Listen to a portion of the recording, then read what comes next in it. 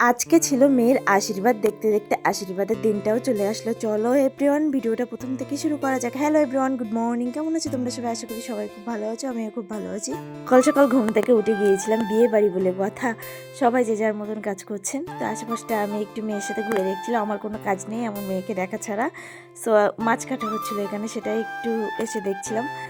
এখানে বাঙালি বস আমরা, ছাই দিয়ে কিন্তু মাছ কাটা হয়। এরা তাও কাটছে, তাও কাটতে পারি না। যাই হোক, এক সাইডে মাছ কাটা হচ্ছে, এক সাইডে ধোয়া হচ্ছে।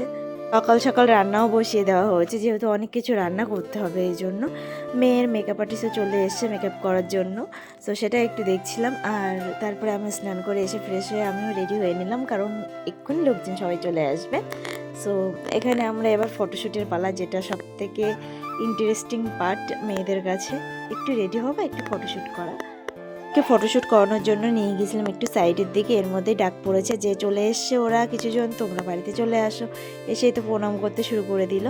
সো চলে এসছে সবাই। এখানে আশীর্বাদের জায়গাটা একটু শেয়ার করছিলাম তোমাদের সাথে, কেমন লাগছে অবশ্যই কমেন্ট করবে। সো আরও কিছুজন চলে আসলো, এবার আশীর্বাদে বসবে। একজন করে ফটোশ্যুট করছে, আর আমরা এখানে ক্যামেরাম্যানগুলো এখানে ফোন ক্যামেরা নিয়ে হাতে দাঁড়িয়ে আছি। সো এখানে আশীর্বাদ পর্ব কিন্তু শুরু হয়ে গিয়েছে। একে আশীর্বাদ করছিল, আর ফল মিষ্টি জল এগুলোই দেওয়া হচ্ছিল, সেগুলোই বসে বসে খাচ্ছিল সবাই। আর কি আর বলবো গাইস, কষ্টের কথা, আমরা মেয়েরা সবাই লিপস্টিক পরেছিলাম, এই জন্য এই দাদাভাই বাজাচ্ছিল শাক। সো শাক বাজাচ্ছে, আর আমরা নিজেরাই লজ্জা পাচ্ছি। এরপরে আমার মেয়ে চলে গিয়েছে দিভার কোলেতে, যে মেয়েও এখন আশীর্বাদে একটু বসবে। ও আর ভালো লাগছে না, দিভাইকে আশীর্বাদ হচ্ছে, আমি একটু আশীর্বাদ করব। ও আশীর্বাদ করে দিচ্ছে, মিষ্টি খাইয়ে দিচ্ছে, দিদিভাইয়ের কোলে গিয়ে বসছে, কখনো ক্যামেরাম্যানের সঙ্গে গিয়ে ভিডিও বানাচ্ছে। এরপরে মামা মামির পালা। সো সবাই বললো যে মামা মামির একসাথে গিয়ে আশীর্বাদ করতে হবে, সেটাই করলাম আর কি। আর এখানে মেয়ে দাদাভাইয়ের সাথে বার্গেনিং করছে যে এই তুই আমার এত টাকা দিবি, এই জিনিসটা দিবি আমার আশীর্বাদে। সো আজকে বিয়ের দিন, বোনের বায়না তো একটু পূরণ করতে হবে, এই জন্য দাদাও কিন্তু বোনকে টাকা দিয়ে দিয়েছে। মেয়ে তো খুব খুশি হয়ে গিয়েছে। সো তারপরে মা বাবার পালা, মা বাবা দিচ্ছিল, সবার লাস্টে আশীর্বাদ করছিল। আশীর্বাদ পর্ব কমপ্লিট হয়েছে, এবার হলো একটু ছবি তোলার পালা।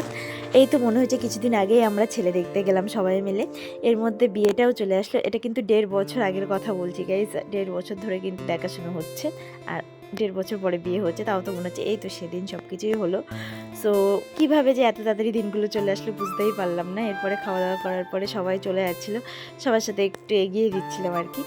সন্ধ্যেবেলা এখানে গিয়েছিলাম একটু মাটিয়া বাজারে। সন্ধ্যেবেলা গিয়েছিলাম মেয়েকে নিয়ে একটু মাটিয়ায়, কারণ হঠাৎ করে এক জায়গা থেকে এক জায়গায় এসেছি, তো আমার মেয়ের একটু ঠান্ডা লেগে গিয়েছে, এই জন্য নিয়ে গিয়েছিলাম ডাক্তারের কাছে।